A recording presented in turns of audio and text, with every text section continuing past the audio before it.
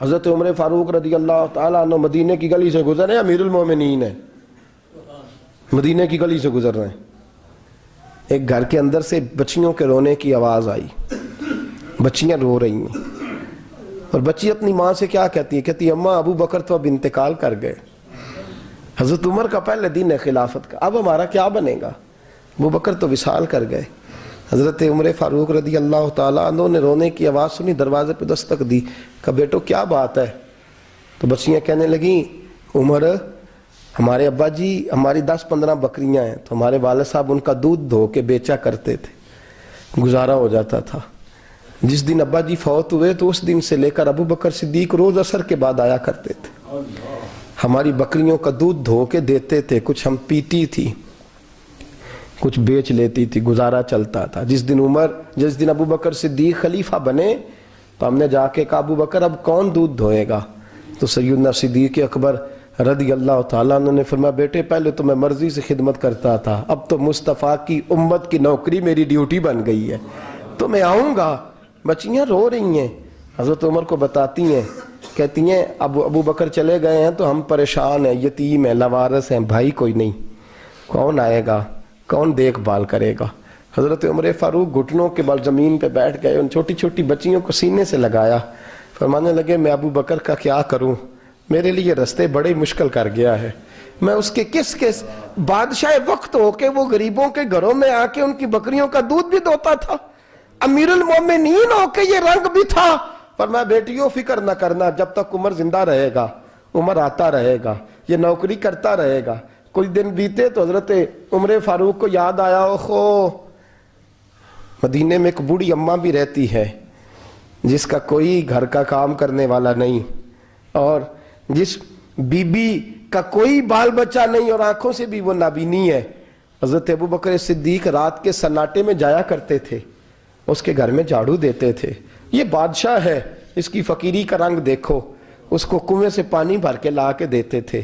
اور یہ لفظ آپ سنیں گے تو حیران ہو جائیں گے، اس بوڑھی اماں کے لیے نا ایک کونے میں گھر میں دور بار شیر میں ایک جگہ کھود دی تھی جہاں وہ بی بی پخانہ اور پیشاب کرتی تھی۔ امیر المومنین حضرت ابو بکر صدیق رات کو جاتے تھے اور اس کا وہ پخانہ وہاں سے اٹھا کے باہر پھینک کے آیا کرتے تھے۔ اس عورت نے پیغام بھیجا کہ عمر سے کہو میری بھی ڈیوٹیاں تو نہیں سر انجام دینی ہیں۔ عمر فاروق ساری رات کام کرتے، سناٹا گہرا ہوتا تو جھاڑو دبایا ہے بغل میں اور عمر فاروق نکلے ہوئے، اس بی بی کے گھر میں جھاڑو دیا جا رہا ہے۔ حضرت انس بن مالک فرماتے ہیں میں نے آخری عمر میں بھی اس بوڑھے عمر کو دیکھا ہے، اس بڑھاپے میں بھی میں نے اس شخص کو دیکھا ہے کہ جب وجود کمزور ہو گیا، داڑھی سفید ہو گئی، لیکن پھر بھی اس کا انداز نہیں بدلا، اس نے ساری زندگی بادشاہی میں فقیری کر کے گزار دی، یہ پھر بھی کسی کے گھر میں جھاڑو دیتا ہے، کسی کی بکریوں کا دودھ دھوتا ہے، یہ کسی غریب میرے دوست یہ۔ اور جب سیدنا فاروق اعظم رضی اللہ تعالیٰ عنہ خطبہ دینے بیٹھتے ہیں تو کپڑے پھٹے ہیں، پیبند لگے ہیں، مزاج سادہ ہے، بڑا مال آیا ہے، بڑا مال، لیکن تقسیم کر دیا، اور یہی انداز آگے اپنے گورنروں کو دیا۔ حضرت سعید بن عامر رضی اللہ تعالیٰ عنہ آپ کے گورنر ہیں، حمص کے گورنر ہیں۔ جب لسٹ آئی نا غریبوں کی، حضرت عمر نے کہا کہ حمص کے جتنے غریب لوگ ہیں ان کی لسٹ بنا کے بھیجو، ان کو چندہ لگانا ہے۔ تو 17ویں 18ویں نمبر پر حضرت سعید بن عامر کا نام بھی آ گیا، گورنر صاحب کا۔ تو حضرت عمر نے سوچا شاید کوئی اور سعید بن عامر ہے، فرمانے لگے یہ کون ہے؟ جس کی ڈیوٹی لگائی تھی اس سے کہنے لگے یہ سعید کون ہے؟ تو کہا حضرت جی ہمارے صوبے کا گورنر۔ تو فرمایا اس کی لسٹ فقیروں میں؟ فرمانے لگے پتہ نہیں آپ نے کیا رنگ بھر کے بھیجا ہے، مہینہ مہینہ یہ شخص درختوں کے پتے کھا کے گزارا کر دیتا۔ یہ میں فرشتوں کی کہانیاں نہیں سنا رہا آپ کو، میں آپ کو جنات کی یا عالم بالا کی باتیں نہیں، اس دھرتی پہ بسنے والے، اس دھرتی پہ وقت گزارنے والے میرے رسول پاک کے تیار کردہ ہیرو کی باتیں عرض کر رہا ہوں۔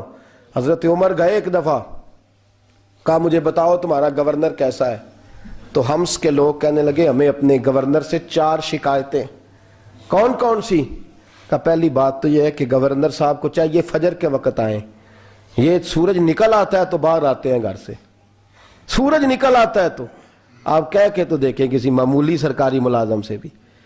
پھر آپ دیکھیے آپ کا کیا بنتا ہے. کہا یہ سورج نکلتے وقت آتے ہیں. دوسری شکایت یہ ہے کہ دن کو ملتے ہیں رات کو نہیں ملتے. تیسری شکایت یہ ہے کہ مہینے میں ایک دن ملتے ہی نہیں گورنر صاحب. چوتھی شکایت ہے کہ روتے ہیں کبھی کبھی, اتنا روتے ہیں کہ بے ہوش ہو جاتے ہیں. حضرت فاروق اعظم نے کھڑا کر لیا, فرمایا سعید تیری شکایات آئی ہیں. کہ حضور حکم. فرمایا سنا ہے, پہلے تو فجر کے وقت آ جاتا تھا لوگوں کے مسائل سننے, اب تو سورج نکلتے وقت آتا ہے. کہا حضور بیوی بیمار ہو گئی ہے اور گھر میں نوکر تو ہے کوئی نہیں, تو میں سویرے اٹھتا ہوں تو پہلے ناشتہ بناتا ہوں, بچوں کو کھلاتا ہوں. اس عورت نے 35 سال میرے ساتھ وفا کی ہے, اب چارپائی پہ ہے تو میں اس کے منہ میں لقمے ڈالتا ہوں. کہا اسے کھانا کھلا کے جب وہ دعا دیتی ہے تو پھر نکلتا ہوں. تو کہا سنا ہے تو ہفتے میں ایک دن ملتا ہی نہیں مہینے میں. کہنے لگے حضرت جی جب مدینے سے آیا تھا تو ایک کرتا اور ایک تامد ساتھ لایا تھا, مجھے آج 2.5 سال ہو گئے ہیں, میں نیا لباس نہیں خرید پایا. میں نے عرض کی میں اس دھرتی پہ بسنے والے لوگوں کی داستان سنا رہا ہوں. کہا میں اپنی تامد دھو کر خشک ہونے کو ڈال دیتا ہوں, اسے آدھا دن لگ جاتا ہے, خشک ہوتی ہے تو تامد پہن کے قمیض دھو لیتا ہوں اور پھر قمیض ڈال دیتا ہوں. حضرت جی سارا دن بیت جاتا ہے تو باہر نہیں آ پاتا. حضرت عمر فاروق کی گردن جھک گئی. کہا سنا ہے تو رات کو ملتا ہی نہیں. یہ لفظ کہے تو حضرت سعید بن عامر کہنے لگے یہ میرا راز تھا, آپ میرے امیر نہ ہوتے تو کبھی فاش نہ کرتا. دن میں نے بندوں کے لیے رکھا ہے, رات اپنے رب کے لیے رکھی ہوئی ہے. میں رات کی تنہائیوں میں اپنے کریم کی بارگاہ میں جاتا ہوں اور میں سارے دن کے گناہوں کی معافی مانگتا ہوں. میں اپنی غلطیوں کی تلافی کا سوال کرتا ہوں, اس کے حضور جاتا ہوں, اسے دکھڑے سناتا ہوں. رات میری اس کے لیے بیت جاتی ہے. حضرت عمر کی اور گردن جھک گئی. فرمایا یہ بتا کہ تو ملتا ہی نہیں, کبھی کبھی تو روتا ہے اور بے ہوش ہو جاتا ہے. کہ حضرت جی 40 سال کی عمر میں کلمہ پڑھا ہے, جب 40 سال کے پچھلے گناہ یاد آتے ہیں تو کہا پھر میں ضبط نہیں کر پاتا. وہ خطائیں, وہ پاپ, وہ جرم, وہ خطائیں جب سوچتا ہوں نا کہ رب کھڑا کر کے پوچھے گا بتا یہ جرم کیوں کیا, تو وہ احساس مجھے پریشان کر دیتا ہے. حضرت جی میں پھر برداشت نہیں کر پاتا, پھر میں تڑپ اٹھتا ہوں, میری یہ کوتاہیاں ہیں, بتائیے کیا کہتے ہیں. حضرت فاروق اعظم نے گردن اٹھائی تو آنکھوں میں آنسو تھے. کہنے لگے یا اللہ مجھے اس جیسے کچھ اور گورنر بھی عطا فرما, یا اللہ اس جیسے کچھ اور گورنر بھی. عزیزو اپنا حال کیا ہے. ملک شام جب فتح ہوا تو حضرت سعد بن ابی وقاص رضی اللہ تعالیٰ عنہ کہتے ہیں کہ کچھ لوگ مجھے کہنے لگے کہ ہم آپ سے معاملات طے نہیں کریں گے, ہم جزیہ دیں گے, ٹیکس دیں گے, اسلامی حکومت کے زیر اثر آئیں گے, لیکن آپ سے معاملات طے نہیں کریں گے, اپنے امیر کو بلائیے. تو حضرت سیدنا سعد بن ابی وقاص کہتے ہیں میں نے خط لکھا. فرماتے خط لکھا حضرت عمر کو. میں نے کہا جناب آئیے. جواب میں حضرت عمر نے خط میں جواب لکھا کہ فلان دن فلان تاریخ فلان وقت میں ملک کے شام پہنچ جاؤں گا. حضرت سیدنا عمر چلے گھر سے, ایک غلام, ایک گھوڑا, ایک نیزہ. حضرت فاروق اعظم نے کچھ کھجوریں, خشک کھجوریں, کچھ سرکہ باندھ کے رکھ لیا رستے میں کھانے کو. یہ بادشاہی میں فقیری ہو رہی ہے. لاکھوں مربع میل کا حکمران ہے, کروڑوں اور اربوں روپے پاس پڑے ہوئے, وہ ساری چیزیں رکھ لیں اور سیدنا عمر فاروق رضی اللہ تعالیٰ عنہ چلنے لگے. اب غلام سے کہنے لگے بھئی میرا گھوڑا ذرا ماڑا ہے, کمزور ہے, طے کر لیں اتنے میل تو گھوڑے پہ بیٹھے گا, میں پیدل چلوں گا, پھر اتنے میل میں گھوڑے پہ بیٹھوں گا, تو پیدل چلے گا. ملک شام پہنچنے کا وقت آ گیا. جب وقت آیا تو پیدل چلنے کی سواری حضرت عمر کی تھی, ان کی باری تھی پیدل چلنے کی, اور سواری پر سوار ہونے کی باری غلام کی تھی. توجہ, یہ لوگ رشتے کرتے ہیں نا تو کرائے کی کار لے کے چلے جاتے ہیں, بعد میں وہ پوچھتے ہیں کہ تسی تے کار تے آئے سو. ہم اپنے آپ کو بنانے کے لیے جھوٹی انعام بھی خریدنی پڑے تو خریدنے سے ہم پرہیز, ہم جو بتاتے وہ ہم ہوتے نہیں, اور جو ہوتے ہیں وہ ہم بتاتے. حضرت سیدنا عمر فاروق رضی اللہ تعالیٰ عنہ سواری پہ غلام ہے, خود پیدل ہے, اور حال کیا ہے, بارش ہوئی تھی تو کچھ پانی کھڑا تھا, چھوٹے چھوٹے جوہڑوں میں چھوٹے چھوٹے تالاب بنے ہوئے تھے, پانی کھڑا تھا. تو حضرت عمر فاروق رضی اللہ تعالیٰ چمڑے کے جوتے پہنے, وہ جوتے دونوں اتار کے تو بغل میں دبا لیے. حضرت سعد بن ابی وقاص فرماتے ہیں اسی بغل میں نیزہ رکھ لیا اور تامت تھوڑا اونچا کر لیا کہ پانی سے چلنا ہے. اور غلام کو گھوڑے پہ بٹھایا ہے اور گھوڑے کی لگام پکڑی ہے تو یوں پیچھے رکھی ہوئی ہے، اور حضرت سیدنا فاروق اعظم رضی اللہ تعالیٰ عنہ آ رہے ہیں۔ غلام کہنے لگا حضور لوگ دیکھ رہے ہیں، مہربانی کریں بیٹھ جائیں۔ فرمانے لگے نہیں، باری تیری ہے، تو ہی بیٹھے گا۔ اس نے کہا حضور نہیں، وہ تو ٹھیک ہے، کوئی باری فرض تو نہیں نہ ہو گئی، آپ مہربانی کریں آپ آ جائیں، ذرا لوگ آ رہے ہیں۔ فرمایا تمہیں کہا نا، غلام کہتا میں نے تیسری دفعہ کہا تو حضرت عمر نے جلال سے دیکھا، اور جناب عمر کا جلال تو زمین کانپنے لگ جاتی تھی۔ کہتے ہیں کہا حضور آپ آ جائیں، تو کہتے تجھے کہا ہے نا چپ کر کے بیٹھا رہے، کہتے ہیں میں گھوڑے پہ ہی کانپنے لگا۔ غلام اب حضرت سعد بن ابی وقاص کہتے ہیں سورج غروب ہو رہا تھا، شعائیں پانی میں پڑ رہی تھیں، حضرت عمر پانی سے، میں نے غور سے دیکھا تو دوڑا گیا، جا کے نا بچے نہیں مشورہ دیتے ابا جی کو، ابا جی انج نہیں کری دا، دور بدل گیا جے، کہتے میں دوڑا گیا اور جا کر کے حضرت سیدنا عمر فاروق کو کہا حضور مہربانی کریں، ٹھیک ہے آپ کی درویشی سے کون آگاہ نہیں، وزیر کھڑے ہیں، سفیر کھڑے ہیں، بڑے بڑے عمرا، بڑے بڑے ملکوں کے حکمران ہیں، آپ مہربانی کریں یہ تامہ ذرا نیچا کریں اور جوتا پہن لیں، اگر خراب ہو گیا تو اللہ نیا بھی دے دے گا، اور مہربانی کریں ذرا غلام کو کہیں نیچے آ جائے۔ حضرت عمر کہنے لگے تمہیں کیا تکلیف ہے؟ کہا حضرت جی وہ وزیر مشیر کھڑے ہیں، یہودی ہیں، عیسائی ہیں، نجرانی ہیں، وہ بڑے بڑے مذاہب کے اور بڑے بڑے ملکوں کے ہیں، آپ کا بڑا نام سنا ہے۔ حضرت سیدنا سعد بن ابی وقاص فرماتے ہیں میرے ساتھ اتنا ترش رویہ حضرت عمر کا پہلے کبھی نہیں ہوا، کہتے ہیں ماتھے پہ شکن آیا اور کہنے لگے تجھے تیری مار ہوئے، ان 4 لوگوں کے لیے میں اپنے نبی کا طریقہ چھوڑ دوں، ان 4 دنیا داروں کے لیے نبی پاک کا طریقہ چھوڑ دوں؟ فرمانے لگے سر سے پگڑی اتاری حضرت عمر نے جلال میں، فرمانے لگے میرے سر پہ جو بال ہے نا یہ مجھے کسی دنیا دار نے نہیں دیے، یہ ساری عزتیں مجھے آمنہ کے لال نے عطا فرمائی ہے، اور میں ان محبوب کا طریقہ ان 4 لوگوں کی خاطر چھوڑ دوں؟ فرمایا قرآن کہتا ہے ان اللہ یامر بالعدل والاحسان، جب میں نے خود عدل کا تقاضا یہ رکھا ہے کہ کبھی وہ بیٹھے گا کبھی میں بیٹھوں گا، باری اس کیا تو میں کیسے بیٹھ جاؤں؟